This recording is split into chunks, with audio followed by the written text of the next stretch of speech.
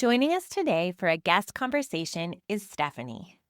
Stephanie is a former special education teacher who now supports teacher business owners with blogging and Pinterest.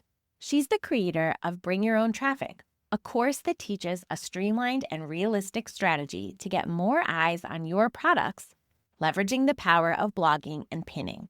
She's also the host of the Pay Less for Traffic podcast, a weekly strategy chat about how to make the most of your organic marketing efforts so you don't have to keep opening your wallet for expensive ad campaigns. If you're one of my podcast listeners who's also a service provider trying to balance capacity and make the math, then you'll really enjoy today's conversation about how Stephanie got started, what kind of packages and services worked well for her, and how she solved that ever-challenging capacity puzzle. If you're a fellow TPT seller who has tried to get blogging and Pinterest really humming along in a realistic workflow that works with your capacity and also allows you to vote the time and creativity you want to your TPT store, then Stephanie has some words of wisdom for you as well.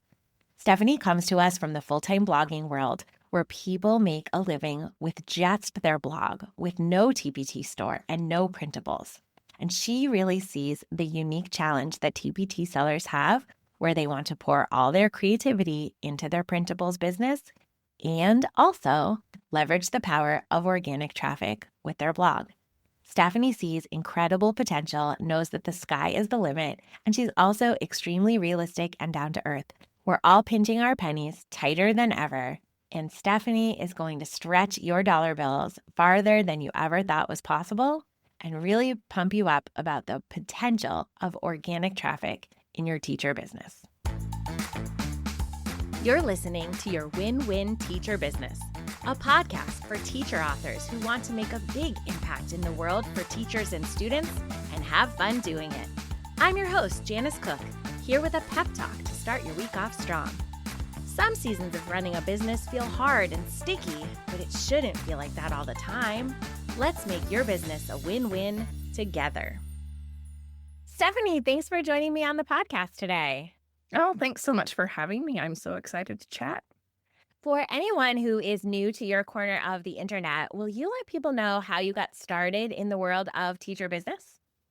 Of course. So I am a former special educator. I taught for 10 years, and then I had a little sidetrack a little bit in my career. I had cancer, and it was just kind of that eye-opener of life is just too short to be drowning in paperwork all the time. And my youngest was just 1 year old at the time. So I decided to step out of the classroom, at least until she started kindergarten. And so that's kind of that period I think a lot of stay-at-home parents experience of, I'd like to contribute to the household income. And so I dabbled in a few things. Online teaching was one, and that's where I met you, Janice. But I had a mommy blog just as a creative outlet during that time. And I started to use Pinterest to get people to find my blog posts. And I had a friend in digital marketing, and she said, hey, I have people who want to use Pinterest, and that's not my favorite thing to do. So would you mind doing that for my clients? And so I had no idea you could get paid to do other people's Pinterest. And so I said, of course. And that's kind of where it started from. I was doing Pinterest marketing only. And then over time, it kind of morphed into an all-in-one blogging package because I discovered that my clients would get a better outcome if I went ahead and did their fresh blog posts at the same time, because Pinterest, as we know, loves fresh content. And I said, hey, I can do that for you. I can blog for you. I could do your Pinterest all in one cohesive package. And somewhere in there, I worked for a TPT seller, and I realized how much I loved that. And so I slowly let go of my regular business clients and transitioned into supporting only TPT sellers.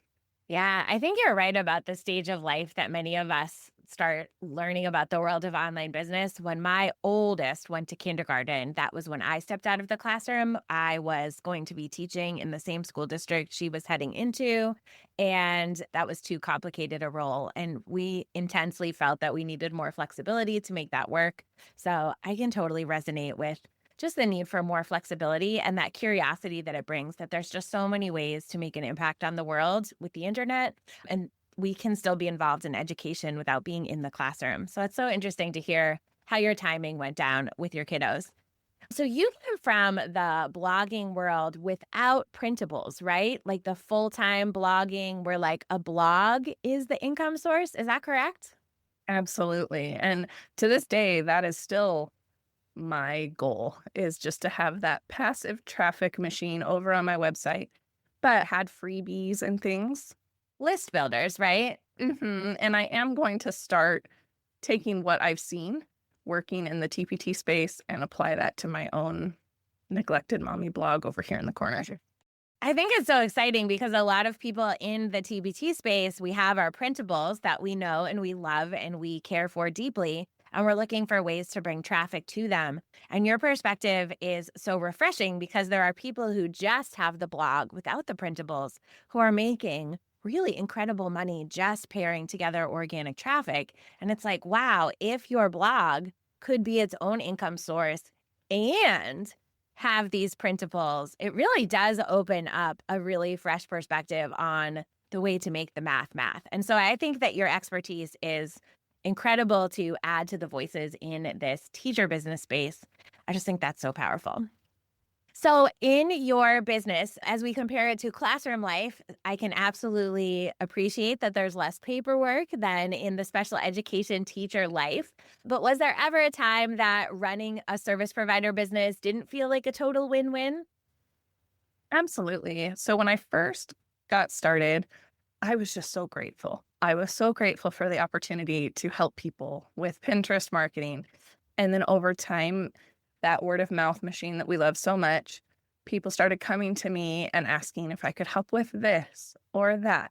And again, because I was so grateful, I said, yes, absolutely. Yes, I can do that. And so I ended up with this weird combination. I had package clients over here who just paid a flat rate every month. Then I had clients over here where I had to track hours because I was an hourly VA. I had some clients where it was a combination of the two, and it just felt like too much of a juggle that my mind had to switch back and forth. And I also discovered that realization of, hey, I'm getting really efficient at these tasks and I'm still making the same amount of money. I am capped.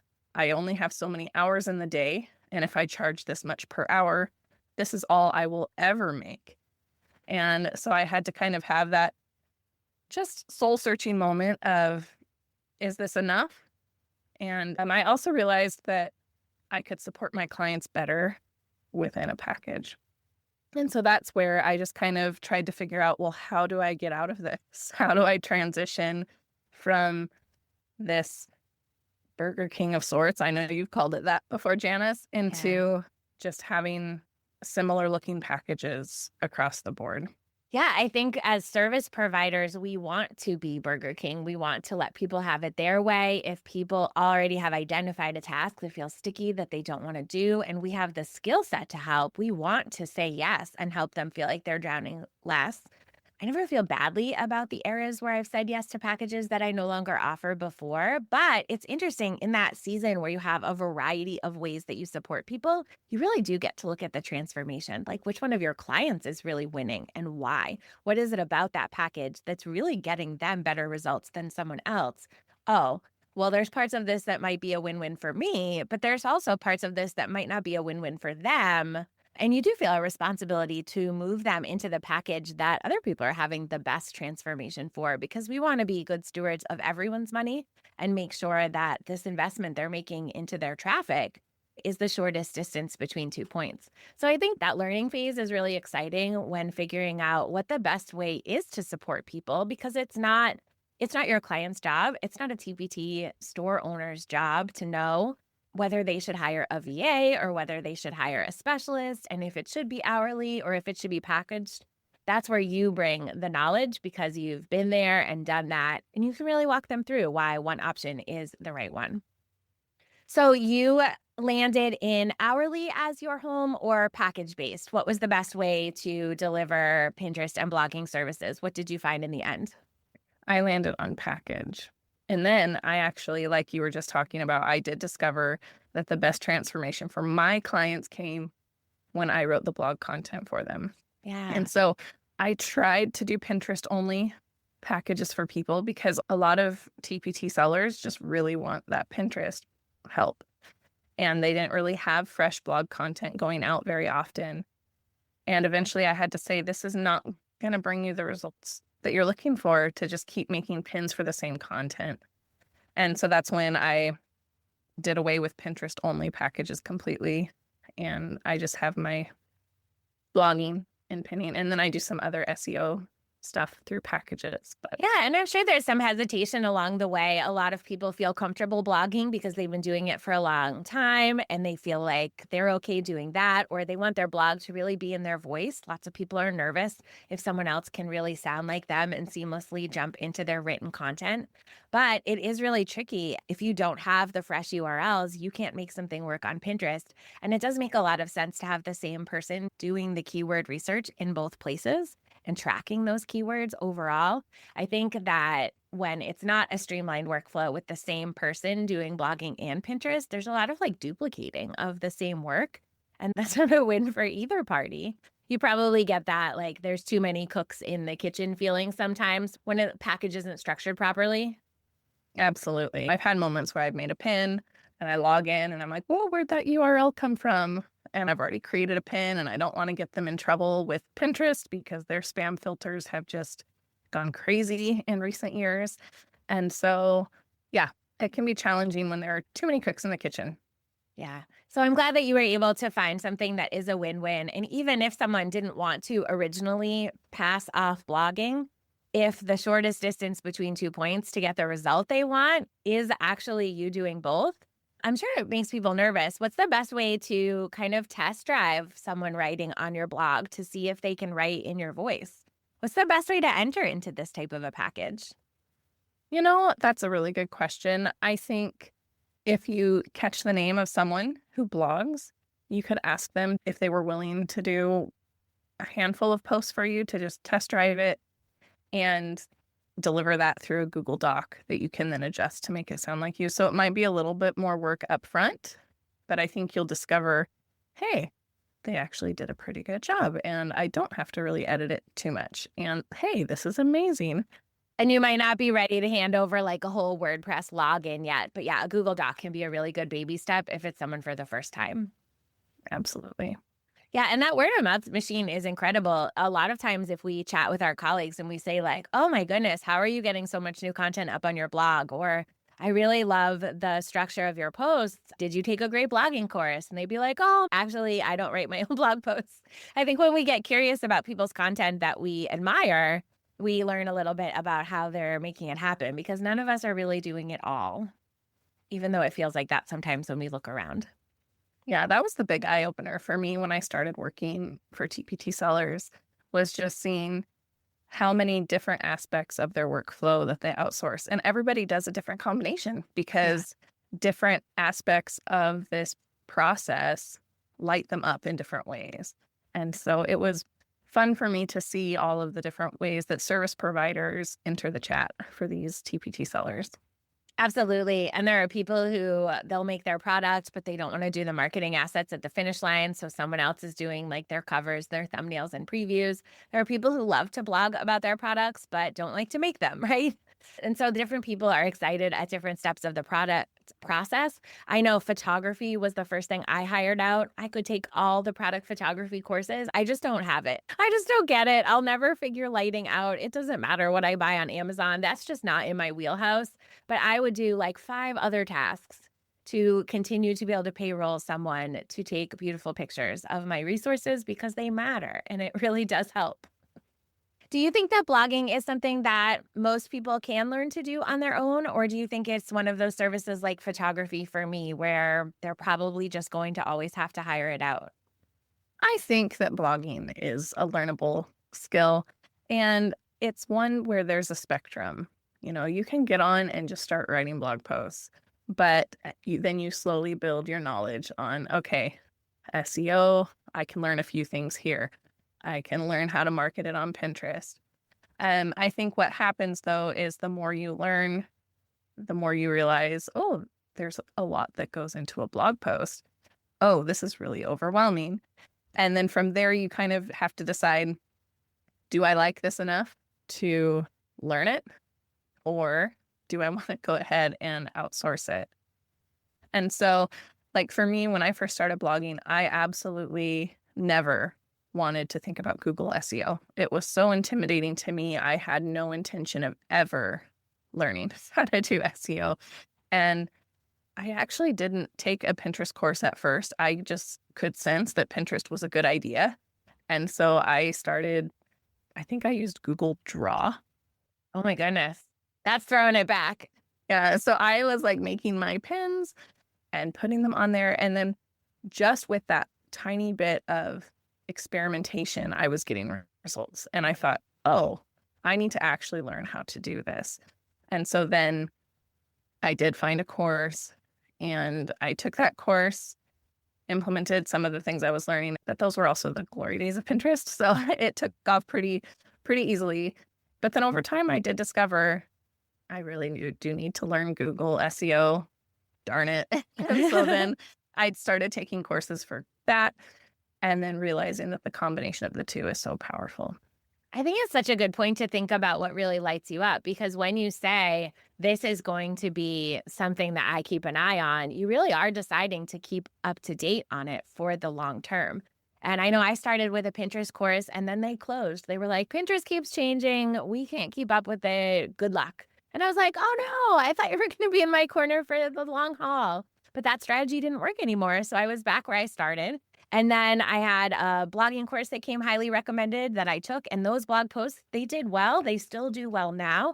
But blogging changed. And that person was not in the same type of business I am, with the types of printable resources and the types of services. He was trying to accomplish something very different. And I felt like I was always translating what I was learning and trying to stay up to date when that's really why I had invested in a course. So I think when I think about something like a skill like photography, I could probably learn that once in a course and be okay. But it felt to me like organic traffic was constantly changing. And when I was shopping for a new updated course for the new Pinterest and what Google is today, personally, I was really looking for someone who was really excited about this and was going to stay up to date with it, because that's the part where I don't trust myself. I trust myself to take a course and finish it. I don't trust myself to stay up to date with every algorithm change. It's so challenging to do. It really is. And that was one of the reasons behind my blogging course, my blogging and Pinterest course. I had to do a lot of kind of soul searching before I created it of, am I willing to keep this up to date? And I also realized that that was actually part of my strategy that made it a little bit more evergreen, was because I didn't try to chase every shiny new algorithm shift. And I'm more of the little engine that could. Here's a realistic strategy that stands the test of time for the most part, that we make adjustments as needed once those algorithm shifts become more permanent, because there are always going to be ups and downs on Pinterest and Google. But once you've discovered, oh, this one is sticking around, I need to adjust my strategy for that, those actually come less often than I think people think. And so that's kind of the strategy I teach in the course, is just a little bit more realistic, a little more practical. So it's something that you can do yourself, that you don't feel overwhelmed and have to hire out immediately, that you can really get your legs under you and realize, okay, is this doable for the long haul? Yeah, I really felt empowered when I was taking your course, because you weren't trying to upsell me on hiring out blogging and Pinterest. You were trying to convince me that I could do it myself, that I could put a lot of the fluff and the noise aside and make a workflow that was practical, that I could keep up with. And it allowed me to be the writer in my own content, which I really wanted to be. I just didn't know if I could learn the skill, if I could keep up with it, if I could keep up to date on it. And so I think your course takes a really no fluff, empowering approach, which I really appreciate because sometimes in other courses, I second guess all the way through it. I think, but what part of this applies to my business? Is this the right choice for my business? And you did such a beautiful job at the beginning of your course being like, I understand exactly what your business is trying to accomplish. And this is the shortest distance between 2 points for this type of business. So, big fan of bring your own traffic and Thank really, you. really grateful for your course. I don't know if I'll ever hire out blogging on a consistent basis. I'm more of a batcher. I put out a flurry of content and then I focus on something else because I'm kind of a very small team running this operation. So it was always difficult for me to figure out what kind of support was available. Do you work with any smaller TBT sellers that are trying to figure out what the first baby step is into getting more organic traffic moving? Yes, I do. I do that in a few ways. I have a quarterly keyword research package that I do with people. They want to write their own content, but they want to make sure that they're headed down the right path. So they have an idea of the product that they want to feature in their posts, maybe a general idea of the type of post they want, but the keyword research part is just baffling to them. And one of the hard parts about courses in the keyword research space is that they teach things like, oh, you want a lot of search volume and you want, they have all of these, I don't know, they throw a lot of numbers at people. And a lot of those numbers aren't good for people who are just starting out. Mm. And I've actually had someone question me, like, that's not a very high search volume. And I said, well, it's better to show up on page 1 for this more obscure keyword. And then people actually click on it because that gives Google more information about you. And who you want them to find for you. You need some Yes. clicks to train Google. Yeah. And so, sure, I can target this really popular, saturated 2,000 clicks a month, but I'm going to be on page 10. That does nothing for your brand whatsoever. And so it's just that balance of trying to help them find the right keyword with the right volume for where they're at in their business right now. So that's one thing that I do. I also added on coaching to my course. And so it's not something that I do as a standalone service. It's more of, I'm here to help you implement what you're learning, because the course 100%, you can do it yourself. You can get started. But if you just kind of want that person as you're getting started to be like, okay, can you read this? Can you give me feedback? I have a few more specific questions, and it's not expensive. I didn't want it to be expensive. It's just a small add-on to the course. And that has been really powerful for the people who have tried it. And yeah, I think that's kind of where I'm at for the people that aren't ready to completely hire out. So much of this business can be so lonely, and the accountability of a service provider, of a coach, just like sometimes you get to the finish line of a blog post and you just want someone to read it and be like, this isn't terrible. You worked really hard on that. This is going to be great. It's okay to get that kind of assist and bring someone into the picture. Or, hey, before I push publish on this, what am I missing? Like, I've been staring at it for so long. I bet there's something. I just need fresh eyes. And I feel that way about organic traffic in general. When we finish a product line, we finish a new bundle, we're exhausted and we don't want to look at it ever again. We want to go on to anything else. And so I think it's so valuable to have someone look for a keyword angle or the right opportunity to get new eyeballs on this, because there just comes a point where you've looked at something too long and you're not the right person to market it and share it with the world. Yeah. And then the other thing I do for people who maybe have blogged in the past and they've taken a break from blogging, but they kind of are feeling like a newbie all over again, Mm. that they want to get back into blogging, but they just don't know what to do with this backlog of content. And so I also do content audits for people, and those are more for people with established websites, but they just have no idea where to go next. Yeah, and you were talking earlier in our conversation about how you could take a crack at writing your own blog post and you can kind of get going, but it's like the beginning of our TPT journey. You don't know what you don't know. It's fun to make those first couple products, but then when you do learn a little bit, you're like, oh no, I have to go back. I have to optimize them all. And some of us know how to do that in the TPT world, but on our websites, it's like, oh no, I can look at my content and be like, this one is not my best work. This one is not optimized, but I don't always know what to do about it. So I think a content audit can be really helpful if you need some direction because making more bad posts probably isn't the next move. And even making some fresh posts that are, best practice and up to standards. I imagine that Google still looks at the whole site as a whole, and we can't ignore that older content on our site. You can't ignore it for too long. Eventually, it has to be dealt with. And I think the other thing that's so important is that TPT sellers have so much on their plates, and time is of the essence. And so they want their content to actually move the needle. And if I'm going to take time out of my week to write this blog post, I need it to do something for my business. And so I think it's so wise when TPT sellers raise that white flag and say, hey, I need some keyword help. I want to make sure that these posts I write are exactly what my business needs and that will actually bring me sales. Yeah, and I think when I'm consuming content from people in the full-time blogging space, I'm reminded that they don't have the second arm of their business, right? They're just content, content, content, and they're really growing the blog as the product. And it is true, TPT sellers have this whole other business where they're making products and revising products, and that's their focus. And they're trying to bring that advice into this space, but the people giving the advice don't have the whole second business going. And I think in many ways, that's what makes our keyword research puzzle unique in this niche is because it's almost a backwards approach.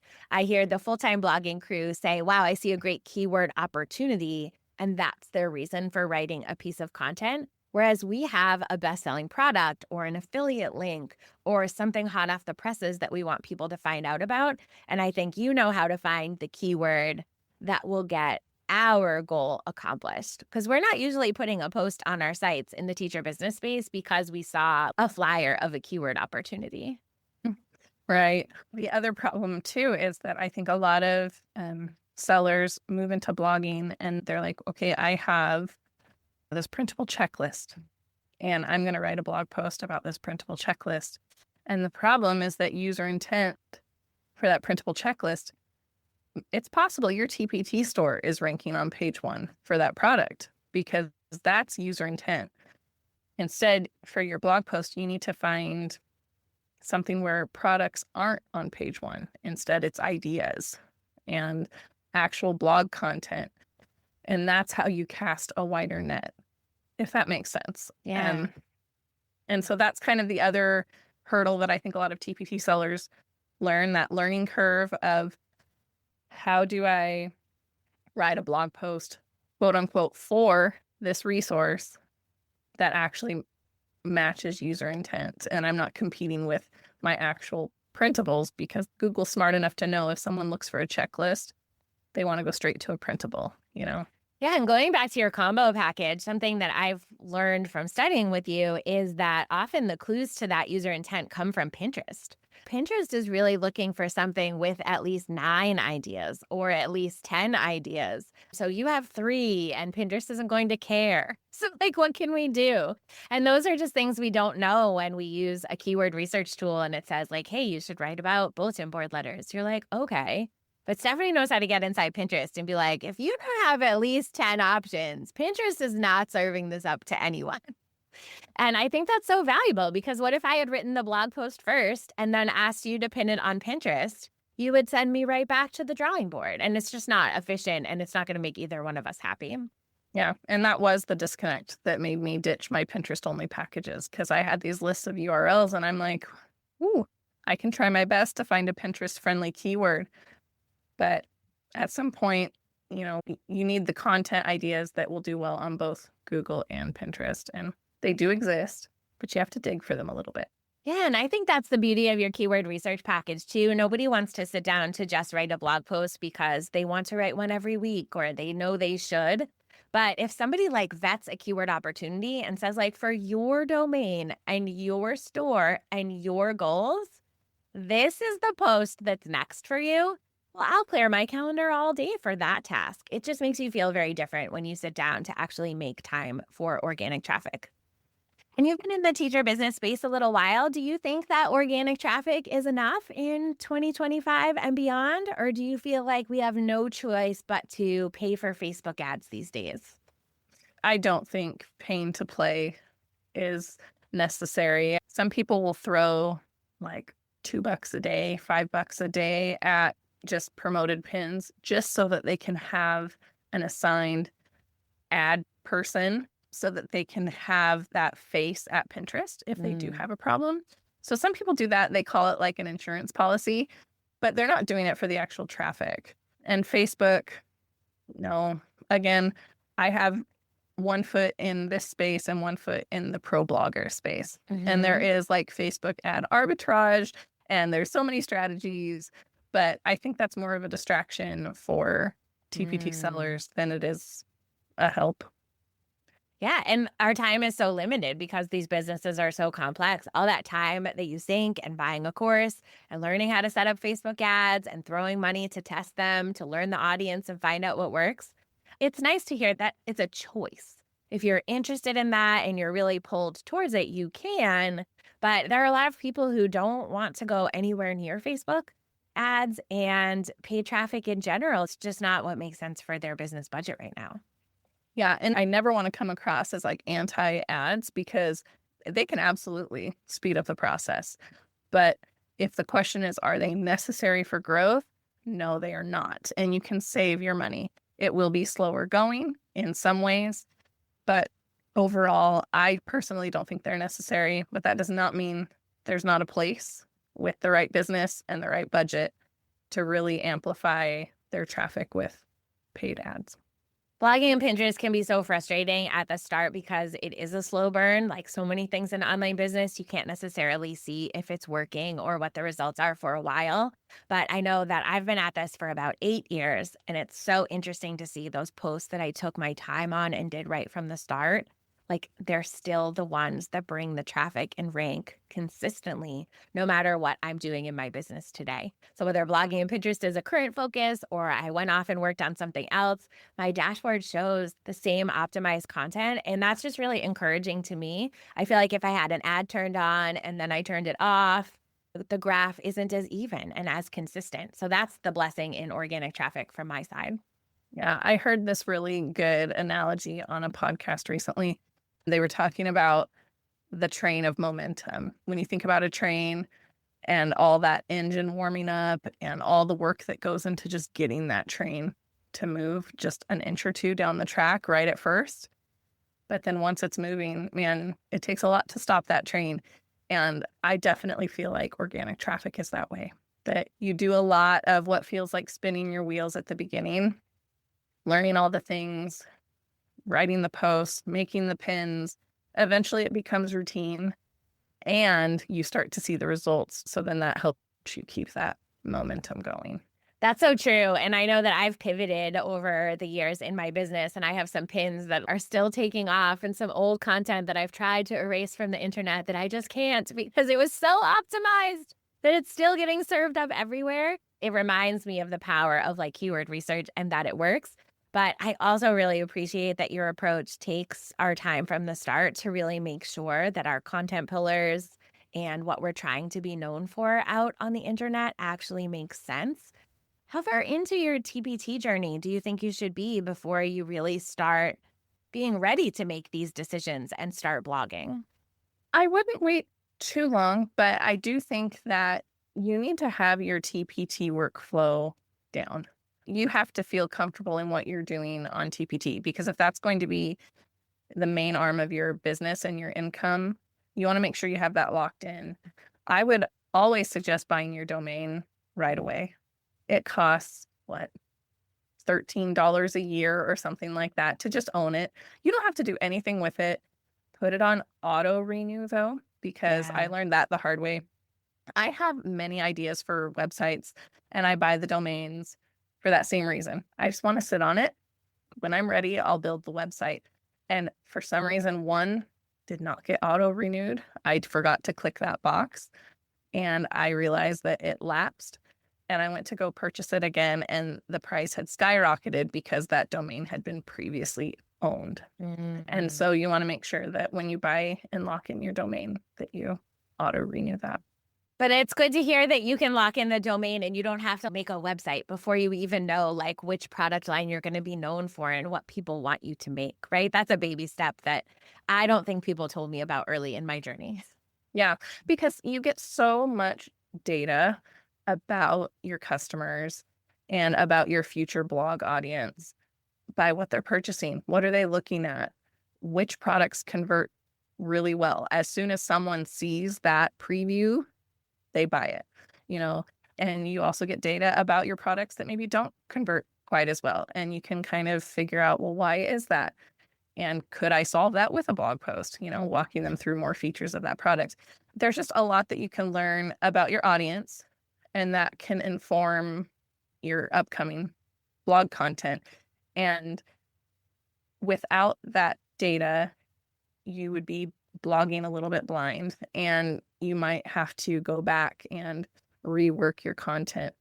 And so by working on your TPT store first and really ironing out those product lines, which then become your content pillars on your website, you're able to really just have a much stronger approach to your website when you're ready.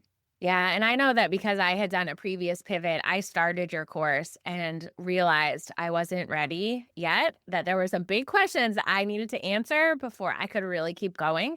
And so I did have to like slow down to speed up and go back and reshuffle some things and figure out what needed to stay, what needed to go, what needed to be optimized, where I was actually going. And I had to be realistic about some pillars that I wasn't going to ever return to. So I needed to not put more breadcrumbs into Google to tell it to send me more people that I didn't want. Yeah. And so there's a whole reflection side with blogging, but it is really cool after you've done it for a little bit to have your own little corner of the internet. I think we're always so nervous to tell people like what our job is and what we do, but you can just be like, I have my own little corner of the internet where I make things and share my wisdom and help people and find more people like me. And I think that's really special when I think about a legacy, like when your business comes to a close and you retire someday, that there'll be this little corner of the internet where you shared all the things you know about teaching and all the little favorite activities you did in the classroom. I think that brings me back to when you talk about the good old days of blogging. I think that that part of blogging is still there. This is a little stamp, a little memory book of our teaching wisdom. Yeah.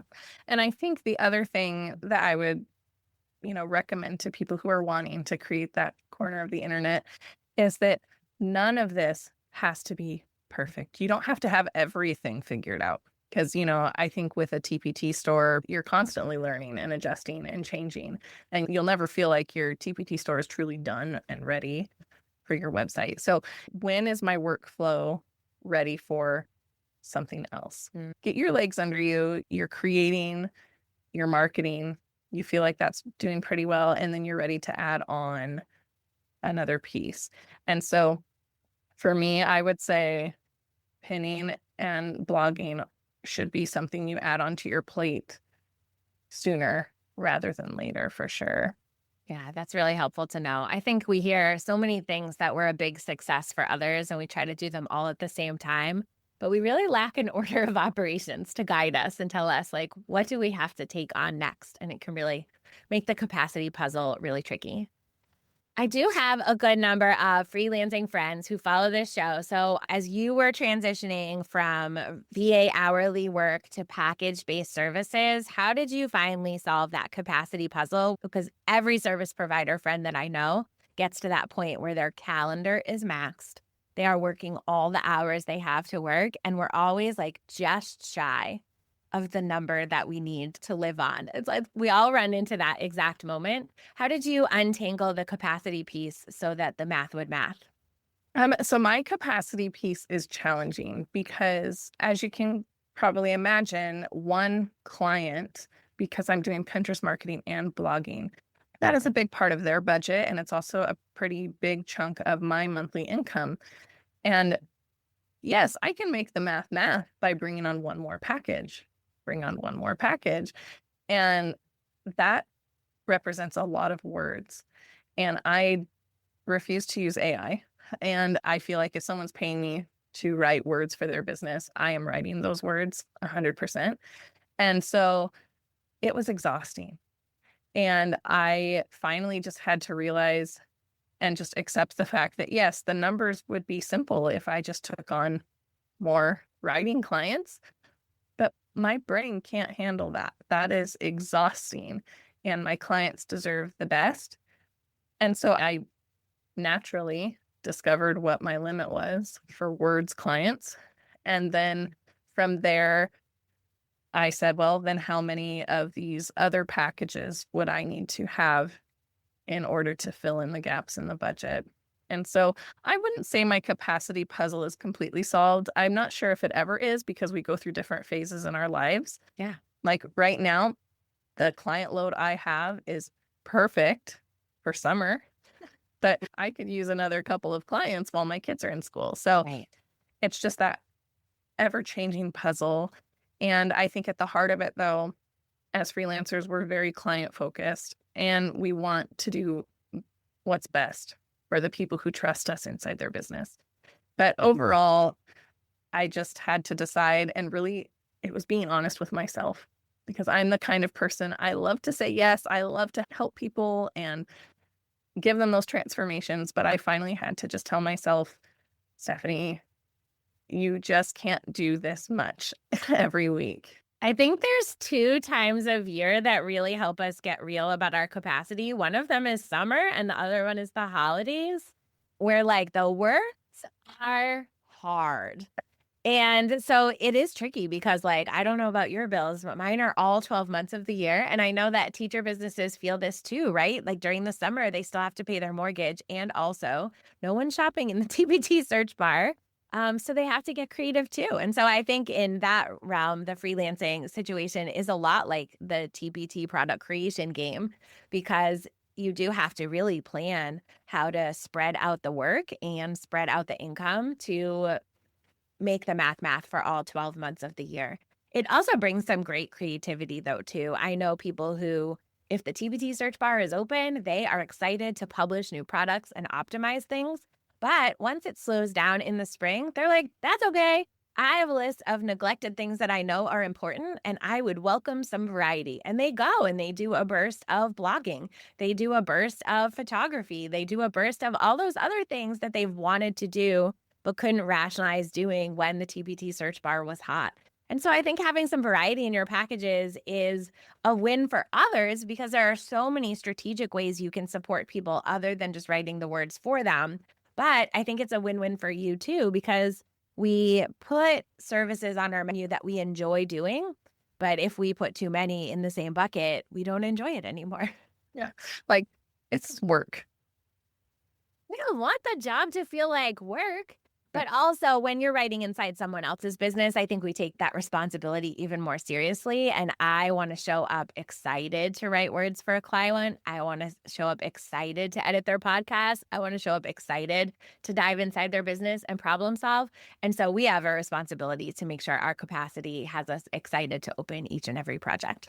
100%. Yeah, so I love hearing people talk about the schedule capacity puzzle. It makes us all feel a little less alone. If summer is tricky, if the holidays is tricky, it's tricky for all of us, but it is solvable. And there are little changes we can make along the way to make it feel better. And as someone who has a small marketing budget, it was really great for me to hear how I could make organic marketing work inside my business and gain more clarity about what the right level of support would be. Because I think if blogging and Pinterest was just on my desk, just me, myself, and I probably wouldn't do it. One of those days that the words felt hard, I would really just wander over to another task. But for me, having a little bit of keyword support, a little bit of accountability in a coaching package, a course from someone who actually understands the outcome I'm trying to achieve, those are just little boosts that can help make blogging easier. How long were you blogging before you felt like it felt easier? Like, how much consistent blogging did you have to do before you felt like the workflow was in a little bit of a groove? That was a long time ago. I wonder if you Yep. remember. It was a very long time ago, and my kids were very young. And so it was one of those things where I did it at night before they went to bed. But yeah, I would say when I started learning Pinterest was when I felt like I had to create that workflow Yeah. in order to keep feeding the content machine on Pinterest. And so it took a few months, I would say about 6 months before I felt like, okay, I've got all of this under control where I can write a post, I can create the pins, I can create the pinning schedule. But back then, that was when Tailwind was a thing. And so then I had to relearn the whole thing. Yeah. Once we realized Tailwind isn't what Pinterest wants, they don't want the pins cycling through multiple boards. You start to figure it out, and then you have to readjust Yeah. and then move on.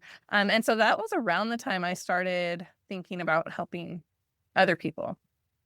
And when this change with the pinning happened, and that was when a lot of people were like, wait, I can't just plug one pin into Tailwind and then pin for eternity. Yeah. What are you talking about? I need help. And so Right. that's when I had a lot of service providers knocking on my door, like, whoa, how do I do this? Because I used to be able to just do Pinterest for like a day or two and then be set for the year. Well, that's what I was going to say. It really changes your whole TBT seller schedule. I haven't had to put out new blogging content in a while. I blogged about each of my products and then I loaded them in a Tailwind queue. And that was my plan. And I know I've been off Tailwind for a little while, but the native Pinterest scheduler has been the perfect happy medium for me. I just want there to always be something in my queue, Stephanie. That's like my current season of Pinterest. I want to schedule a couple to go out. So I have one going out every day. And then when I log into Pinterest, I just want there to be something still scheduled. That's Right. like the baby step season of blogging that I'm in. I just want to stay just a little bit ahead so Pinterest knows I'm still active all the time. hmm Here's like a humble moment. I am in that season of trying to get back into the rhythm of creating new blog content. It's like, wow, I can create multiple blog posts from beginning to end for clients every week. But, I am still trying to get into that rhythm for myself. And because I'm trying to revamp an old Pinterest account, I want a backlog of content before I start doing that. And so, anyway, I'm still trying to figure it out in some ways. Well, in your mommy blog, correct me if I'm wrong, that one is monetized, right? Yes. So I was able to get into Journey by Mediavine. And that was what made me want to start blogging again because I realized, wow, once I have a blog post published, it can be bringing in money immediately. So that was motivating, but I'm still trying to figure out where it fits in the big picture of clients first, Sure. because those words are harder to come by because they're not my words. I have to think like someone else. Mhm. And I have to get those finished first. As much as I would love to prioritize my own business, I've got to keep that word bank high from the beginning of the week.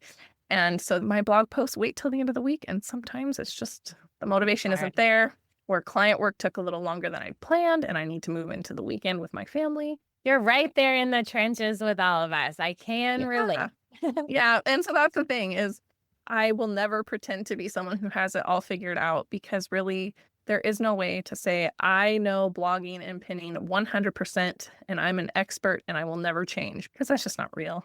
That's not reality. I loved the new monetization section that you added to your course in March because it did open up my eyes to new ways that this blog that I've been working so hard on could make money. And when we think about that slow TPT search bar season, how amazing would it be to get a check from your blog every month from past content you had written? How much less stressful would May, June, July be if you had like just this, we always add just one more revenue stream, one more revenue stream. And hearing that you call your mommy blog neglected because I think you have very high standards, but it's still printing money for you each and every month.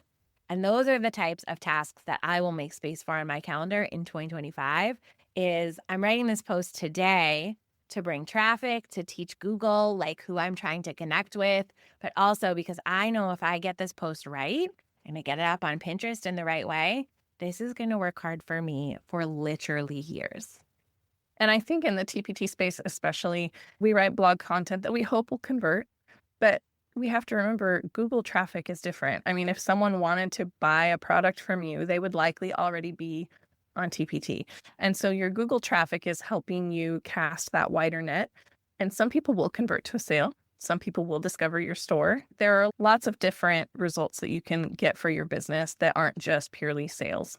Yeah. You can get someone to sign up for your email list. So many different outcomes. But while you're working on those different outcomes, just by someone clicking on your website and you earn a few bucks just by having people come to your website, it can really change the game for a lot of us who are, we don't have the budget for a big team and we're just getting started.